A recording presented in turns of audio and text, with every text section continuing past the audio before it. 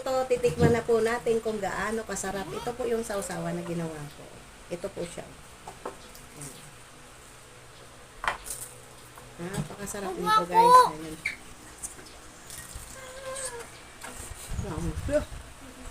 Sarap.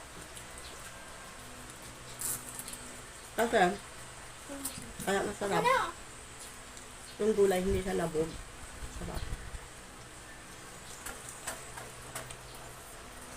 Gag na ako. Ito na po. Salamat sa nanood. Ganda. Ang dada niya.